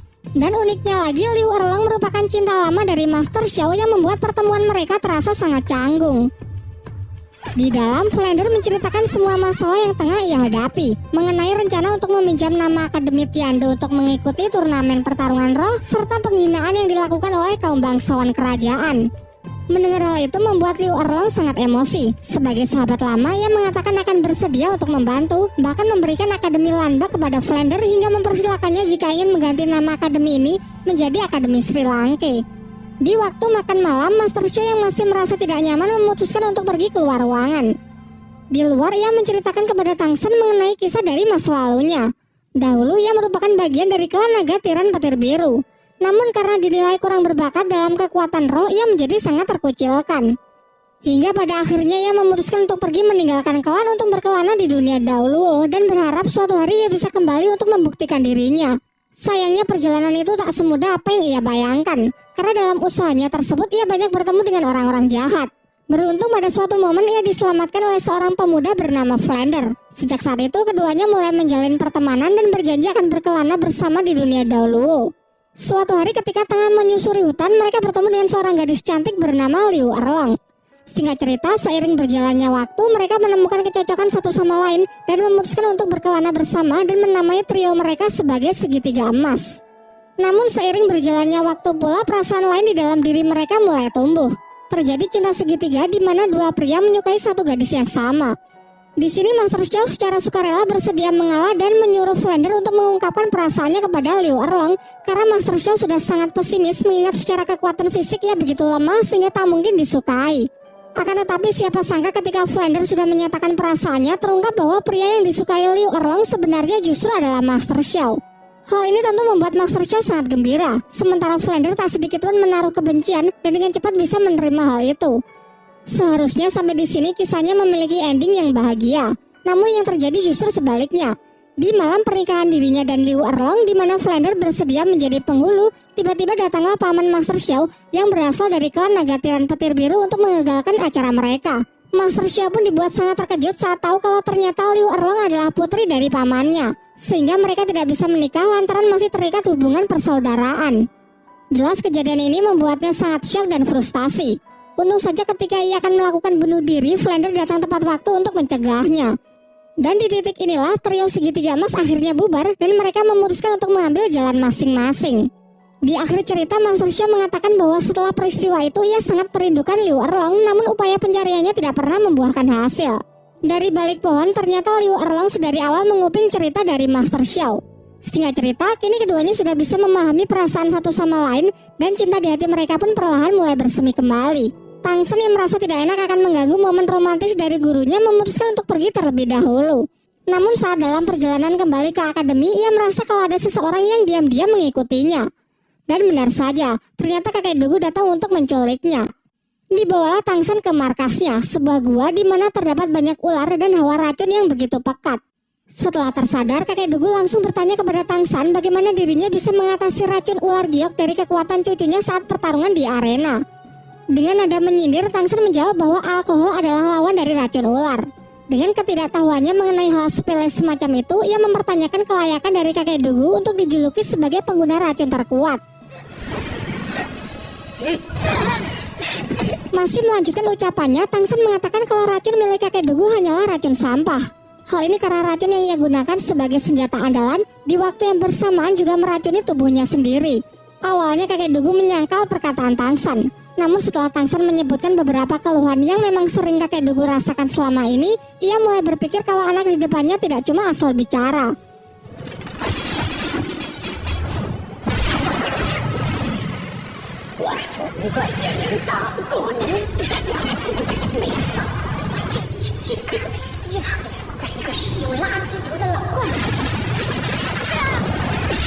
Di saat terdesak, Tang Shen menjelaskan bahwa kondisi dari kakek Dugu jika dibiarkan semakin lama akan semakin parah. Mungkin kakek Dugu bisa menahannya, namun bagaimana dengan Duguyan, cucu kesayangannya?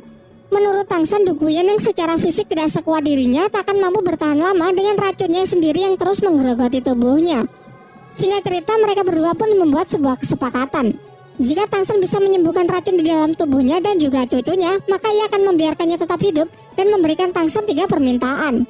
Namun sebelum memulai kesepakatan itu, ia akan memberikan Tang Shen sebuah ujian untuk membuktikan kalau Tang Shen memanglah memiliki pengetahuan mengenai dunia racun. Yaitu jika Tang Shen mampu bertahan melawan 3 jenis serangan racun miliknya, maka ia baru akan percaya kalau Tang Shen memang mampu membuatkan penawar untuk ia dan cucunya. Kemudian kakek Dugu membawa Tang Shen ke kebun miliknya di mana di sana banyak ditumbuhi tanaman obat langka. Di sini ia akan memberi Tang Shen waktu selama 24 jam untuk menggunakan semua tanaman obat yang tersedia guna mempersiapkan diri sebelum menerima ujiannya. Terlihat Tang Shen benar-benar mengagumi tempat tersebut karena melimpahnya tanaman obat-obat langka yang bahkan sulit ia temui dulu sewaktu di Sekte Tang.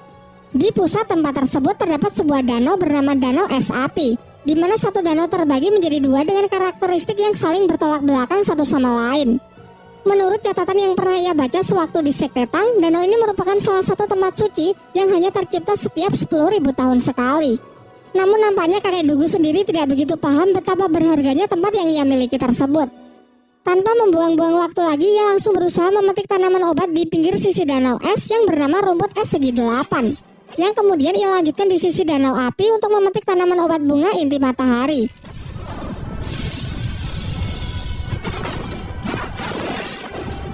Kemudian ia bergegas memakan keduanya dan segera berkultivasi untuk mengupgrade tubuhnya agar memiliki imunitas tinggi terhadap berbagai macam jenis racun. Di luar perkiraan, ternyata proses tersebut benar-benar sangatlah menyakitkan. Pertama, ia merasakan sensasi terbakar di sekujur tubuhnya, lalu secara tiba-tiba rasa panas berubah drastis menjadi sangat dingin. Sampai-sampai karena tak tahan dengan hal itu, secara tak sengaja dirinya justru terjatuh ke dalam danau. Di sisi lain, Flounder, Master Xiao, dan Liu Erlong yang merasa sangat cemas karena Tang Shen yang menghilang seharian berupaya untuk mencarinya. Master Xiao menduga kuat kalau orang yang telah menculik Tang Shen pasti adalah kakek Dugu, mengingat di pertarungan sebelumnya Tang Shen telah berani mempermalukan cucunya. Singkat cerita, dengan mengandalkan penciuman dari Lao Shen Pao, roh pelindung mutasi milik Master Xiao, mereka berhasil menemukan kediaman dari kakek Dugu. Baru saja sampai, mereka bertiga sudah mendapatkan sambutan yang mengerikan dari racun ular giok dari kakek Dugu. Tanpa basa-basi, Master Xiao langsung menanyakan di manakah kakek Dugu menyekap Tang Shen. Namun si kakek menjawab kalau Tang Shen sudah mati. Percaya tidak percaya, mendengar hal itu jelas membuat ketiganya menjadi sangat emosi. Mereka pun bersiap menyatukan kekuatan untuk membalaskan dendam muridnya tersebut. Sebagai tim yang cukup terkenal pada eranya, yang mendapatkan julukan segitiga emas, tentu pihak Master Xiao tak bisa dianggap enteng. Di sini mereka menggunakan teknik roh yang tidak biasa, yaitu dengan menyelaraskan dan menggabungkan ketiga kekuatan roh pelindung menjadi kekuatan baru yang berwujud siluman naga emas.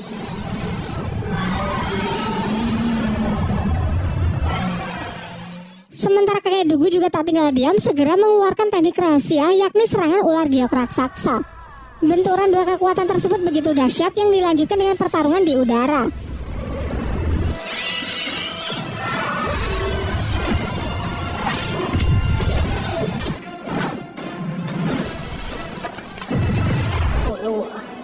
靠着飞行，竟然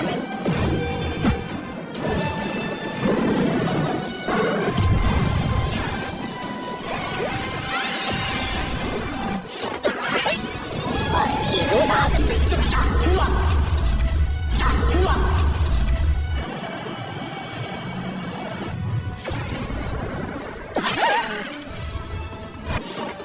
Meski sempat menekan kakek Dugu di awal, namun perbedaan level yang cukup jauh memang tidak bisa dipungkiri. Pada akhirnya tetap saja kakek Dugu sanggup mengalahkan trio segitiga emas tersebut. Di saat terdesak, Erlang mengatakan kalau ia berasal dari klan naga petir tiran biru. Jika kakek Dugu berani macam-macam, ia mengancam bahwa klannya pasti tak akan tinggal diam. Namun kakek Dugu merasa tak gentar sedikit pun dengan ancaman tersebut karena mudah baginya menghancurkan jasad mereka untuk melenyapkan barang bukti. Kemudian Volender mulai angkat bicara mengenai ayah Tangsan yang pastinya juga akan membuat perhitungan. Di tengah ketegangan mereka, akhirnya Tangsan muncul dengan 6 tulang rohnya yang telah mendapatkan upgrade.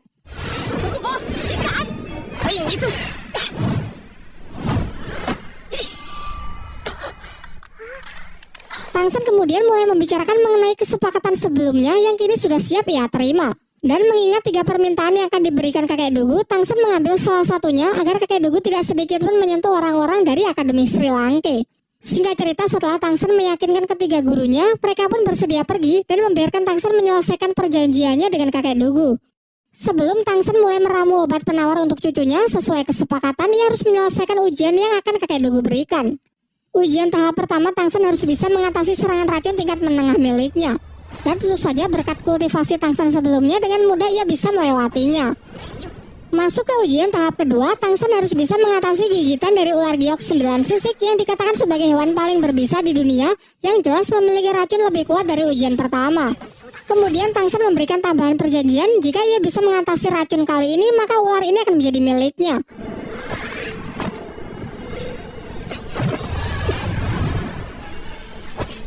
Hah? 我答应你，小子，既然知道九节翡翠。 Dan tentu saja ia juga berhasil menyelesaikan ujian tahap kedua. Sebagai ujian terakhir, Tangsan harus bisa mengatasi racun terkuat milik kakek Dugu yang berasal dari salah satu skill cincin rohnya. Ia sempat memperingatkan Tangsan agar menyerah, karena racun yang akan ia lepaskan benar-benar kuat yang bahkan terkadang masih sulit ia kendalikan. Namun hal itu justru menjadi tantangan tersendiri bagi Tangsan. Dalam hati ia mengatakan bahwa sebagai salah satu murid dari Sekte Tang akan sangat mengecewakan jika sampai ia tak bisa mengatasi racun seperti ini. Setelah mengerahkan seluruh tenaganya untuk melawan racun yang masuk ke dalam tubuhnya, akhirnya Tangsan berhasil menyelesaikan ketiga tahap ujian yang diberikan oleh kakek Dugu. Singkat cerita, Tangsan pun diberikan waktu untuk menjelaskan karakteristik serta solusi untuk mengatasi racun di tubuh kakek Dugu dan cucunya. Tangsan mengatakan kalau garis keturunan klan Dugu memang terlahir dengan racun di dalam tubuhnya. Melalui kekuatan roh pelindungnya, mereka bisa mengendalikan racun tersebut untuk digunakan sebagai senjatanya. Namun tanpa disadari, di waktu yang bersamaan racun itu juga meracuni darah di tubuhnya sendiri. Berbeda dengan racun yang dimiliki oleh Tangsan, Tangsan menyimpan racunnya bukan di dalam tubuh, melainkan di tulang roh dan rumput biru peraknya, sehingga racun miliknya tak sedikit pun meracuni darahnya. Jadi alih-alih menampung racun di dalam tubuh, akan jauh lebih baik jika kakek Dugu dan Duguyan mencari tulang roh yang cocok sebagai tempat penyimpanan racunnya. Tetapi sebelum itu, darah mereka yang sudah terlanjur terkontaminasi oleh racun harus disembuhkan terlebih dahulu menggunakan ramuan obat dari Tangsan yang harus mereka minum di setiap malam. Dibutuhkan waktu sekitar setengah tahun untuk memastikan darah mereka benar-benar bersih. Oleh karena itu, selama setengah tahun ke depan, Tangsan akan tetap tinggal di sini untuk memberikan obat ramuannya. Kakek Dugu yang masih belum sepenuhnya percaya dengan Tangsan menaruh sebagian inti dari kekuatan rohnya di dalam tubuh Tangsan untuk menjamin agar Tangsan tidak macam-macam. Dengan ini, jika kakek Dugu mati, maka Tangsan otomatis juga akan mati. Setelah keduanya sepakat, hari demi hari Tangsan habiskan di tempat ini. Namun sebenarnya sebagian besar waktu ia habiskan untuk berlatih, berkultivasi, serta bereksperimen dengan tanaman obat yang melimpah. Sementara itu teman-temannya yang lain juga sedang mendapatkan latihannya masing-masing, seperti Mang Hojun yang sangat cocok berlatih di tempat bersuhu ekstrim untuk melatih kekuatan apinya. Begitu pula dengan para murid Akademi Sri Lanka yang lain, tempat dan jenis latihannya juga disesuaikan dengan tipe kekuatan agar mendapatkan hasil latihan yang optimal. Singkat cerita, setengah tahun pun telah berlalu. Tidak cuma membuat ramuan obat untuk kakek Dugu, Tangsa juga menyempatkan dirinya untuk membuat senjata rahasia. Diperlihatkan kali ini ia membuat 3 peluru jarum yang memiliki efek racun paling mematikan. Ia menjelaskan bahwa seorang master roh bergelar dahulu sekalipun belum tentu bisa menahannya. Setengah tahun yang mereka jalani bersama membuat keduanya juga semakin akrab. Kakek Dugu lalu meminta inti kekuatan roh yang dulu pernah ia tanam di dalam tubuh Tangsan karena merasa bahwa sekarang Tangsan benar-benar sudah bisa dipercaya. Selanjutnya ia akan membawa Duguyan agar Tangsan juga menyembuhkan racun di dalam tubuh cucunya tersebut. Ketika mereka tengah mengobrol bersama, kakek Dugu memberikan Tangsan sebuah benda pusaka sebagai hadiah. Benda itu bernama kantong ajaib yang bisa digunakan untuk menyimpan barang-barang secara praktis. Bahkan juga bisa digunakan untuk menyimpan makhluk hidup. Tangsan kemudian juga memberinya hadiah, yaitu salah satu dari senjata rahasianya berbentuk 2 bola besi yang cara penggunaannya cukup sederhana. Ketika bola-bola tersebut dilempar dan bertabrakan, maka akan langsung melepaskan sejumlah gas beracun. Efeknya hanya dengan sekali hirup bisa membuat seseorang tak sadarkan diri selama 10 hari. Dan jika terhirup oleh master roh yang sangat kuat sekalipun, setidaknya bisa memberikan efek mengacaukan sistem syaraf sehingga bisa membuat lambat saat bergerak. Bahkan jika gas beracun masih belum cukup, selanjutnya bola itu akan menembakkan ratusan jarum tulang yang sangat kuat dan beracun. Setelah itu kakek Dugu menyuruh Tangsan segera kembali ke akademi mengingat turnamen terbesar di dunia Daulo sudah semakin dekat. Sebelum pergi, Tangsan ingin mengambil 3 permintaan yang dulu pernah kakek Dugu janjikan. Permintaan pertama sudah diambil dengan menyuruh kakek Dugu untuk tidak menyakiti orang-orang dari Sri Lanka. Permintaan kedua, Tangsan meminta beberapa tanaman obat langka yang dimiliki oleh kakek Dugu. Meskipun sebenarnya Tangsan berniat mengambil semuanya. Sementara untuk permintaan ketiga, ia meminta agar kakek Dugu bersedia menjadi penasihat Akademi Sri Lanka. Singkat cerita, kakek Dugu pun sepakat lalu bergegas mengantar Tangsan kembali ke akademi.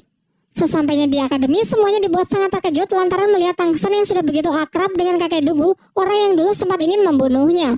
Tidak hanya itu, karena bahkan sekarang ia bersedia untuk menjadi bagian dari Akademi Sri Lanka dengan bersedia menjadi penasihat dari Akademi Sri Lanka itu sendiri. Kemudian Master Sho memberitahukan kepada Tangsan bahwa teman-teman yang lain selama setengah tahun ini sudah berkembang pesat. Khususnya dari Mumbai yang sudah mencapai level 40 sehingga akan segera berburu siluman roh untuk cincin keempatnya.